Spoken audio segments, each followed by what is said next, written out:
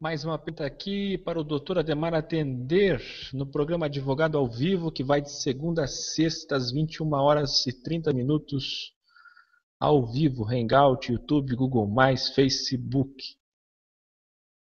Agora é a Flávia Manuela dos Santos, lá de Rondonópolis, Mato Grosso do Sul.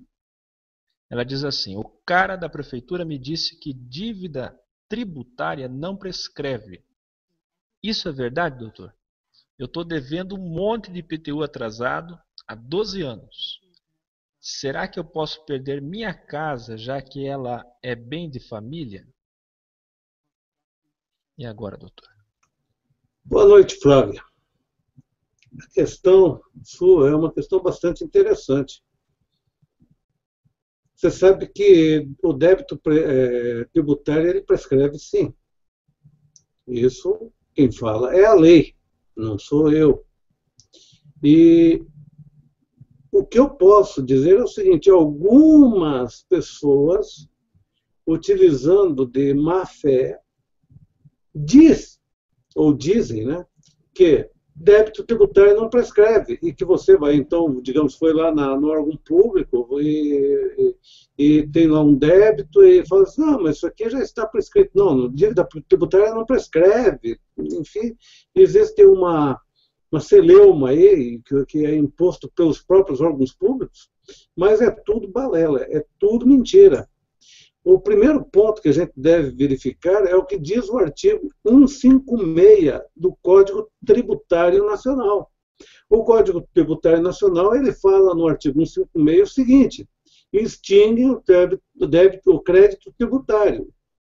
Inciso 5º, a prescrição e a decadência. Ora, se o próprio Código Tributário Nacional fala em prescrição e decadência como um elemento extintivo do crédito tributário, é óbvio, tá, que a prescrição extingue o crédito tributário. É óbvio. Tá? Mas não somente o Código Tributário fala a respeito da prescrição e da decadência, mas a própria Lei de Execuções Fiscais, a Lei 6830, no artigo 40, também fala a respeito de prescrição e decadência. Portanto, é inexorável que existe a prescrição do crédito tributário. Vamos ver o que diz o artigo 40 da Lei de Execuções Fiscais. Diz o seguinte, artigo 40, o juiz suspenderá o curso da execução quando não for localizado o devedor ou encontrado bens sobre os quais possa recair a penhora. E, nesses casos, não correrá a prescrição. Veja só, não correrá a prescrição. Só que aí, num passo adiante, ele fala o seguinte, que passado um ano dessa suspensão, o juiz determina o arquivamento do processo, suspende temporariamente, arquiva temporariamente ali o processo. E aí o parágrafo 4º vem acachapante nesse sentido. Diz o seguinte: se da decisão que ordenar o arquivamento tiver decorrido o prazo prescricional, ora, está falando de prescrição aqui, o juiz, depois de ouvida a Fazenda Pública, poderá, de ofício, quer dizer, o próprio juiz pode fazer, não precisa nem de requerimento daquele que está devendo, né? Reconhecer a prescrição intercorrente e decretá-la de imediato. Enfim, existe prescrição do crédito tributário? Claro que existe. Tá? Este é o primeiro ponto que estou respondendo aqui, que seria: existe, né, prescrição de crédito tributário? Existe. Né?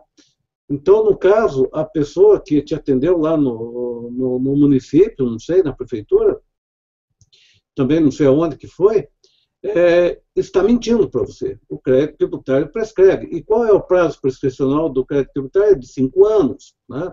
Mas aí a gente tem que tomar cuidado, porque tem que verificar se houve uma causa interruptiva da prescrição, como que está a situação, para poder dizer se prescreveu ou não. Eu tenho casos no escritório que eu verifico a situação do indivíduo. Ele até aconteceu um fato recentemente, que uma senhora me procurou e falou o seguinte: eu estou indo renegociar a dívida junto à Receita Federal. Eu verifiquei a documentação dela e falei: para que vai renegociar uma dívida desse montante, que é um valor significativo, que ultrapassava 100 mil reais, se você, com um prazo curto, digamos de 6, 7 meses, eu não me lembro bem ao certo quanto tempo era, você pode pedir a decretação de prescrição, e foi o que ela fez. Aí, passado o tempo, eu interpus um pedido em juízo e apresentei, então, que já estava prescrito aquele crédito. O juiz ouviu a Fazenda Nacional e, em seguida, decretou a prescrição e acabou o débito dela, ou seja, ela deixou de levar aos cofres públicos um valor significativo, né? Então, existe sim prescrição do crédito tributário. Isso que a pessoa falou para ti ali é uma balela, é mentira. Outra pergunta que você me faz é o seguinte: que você está com o IPTU atrasado há 12 anos, será que eu posso perder a minha casa, já que é bem de família? Existe uma questão aqui bem interessante, que é o seguinte: o bem de família ele está acobertado, tá, pela lei 8.009.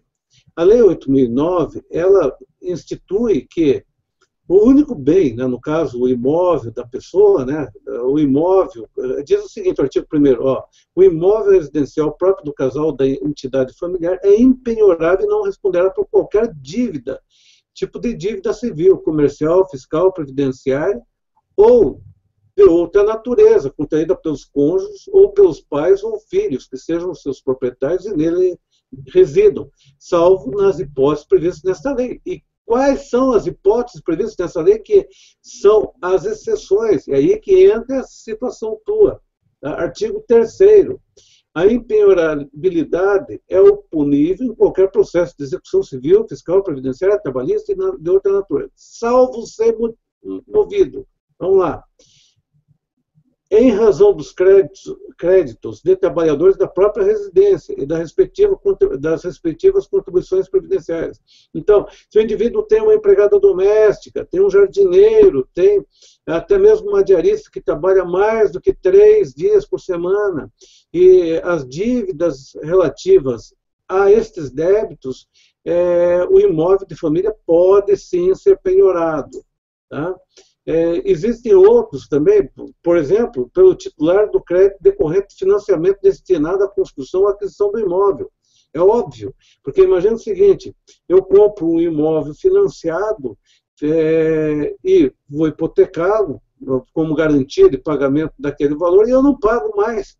E aí, obviamente, que o imóvel vai responder pela dívida. Se não fosse assim, as pessoas comprariam imóveis financiados, até pela Minha Casa Minha Vida, né, pelo esse sistema do governo, e aí, comprei, não pago mais porque ele não pode ser penhorado, não pode ser tomado, ok? Então, pode ser penhorado, pode ser assim, retirado da pessoa nesse caso. Pelo credor de pensão alimentícia, da mesma maneira, está devendo alimentos, o imóvel responde. Para a cobrança de impostos, e aqui é que entra o teu caso, minha querida, para a cobrança de impostos predial ou territorial, taxas e contribuições devidas em função do imóvel familiar. Nesse teu caso, é o seguinte: é bem interessante, por quê? Porque se está devendo imposto predial, o IPTU é imposto, né, sobre propriedade territorial urbana, né? Então, o que acontece? Este imposto entra nessa questão aqui, né? E você, se não pagar o IPTU, pode vir a perder o bem, sim, em função dessa, não perder totalmente. Você vai vender o imóvel, e normalmente é vendido por um preço bem abaixo do preço do mercado, e aí o saldo que for remanescente, que sobrar do débito, eles devolvem para você, mas aí você não vai conseguir comprar outro imóvel. Né? Então, é possível perder, sim, o imóvel. E aí a coisa fica complicada para o teu lado. Eu acho que o mais certo que você teria a fazer seria ir ao município e tentar fazer uma composição com eles lá, parcelar essa dívida e não ter nenhum tipo de problema. E, a partir de agora, pague o IPTU em dia, porque realmente é algo problemático. Se você não pagar, você provavelmente vai sofrer uma sanção, e a sanção não é nada boa, né? Então, eu devolvo a palavra e te agradeço a atenção pela pergunta oferecida, Flávia, né? Mas tome cuidado naquilo que você faz com relação a isso. Devolvo a palavra, Raquel. Tudo bem, doutora Ademar? Nós aqui solucionando mais uma questão enviada aí pelos internautas que acompanham Advogado ao Vivo. Nosso site é advogadoalvivo.adv.br. O e-mail você pode enviar com sua dúvida para pergunte@volansky.adv.br, como está aí na sua tela. Daqui a pouquinho nós voltamos para a terceira pergunta de hoje.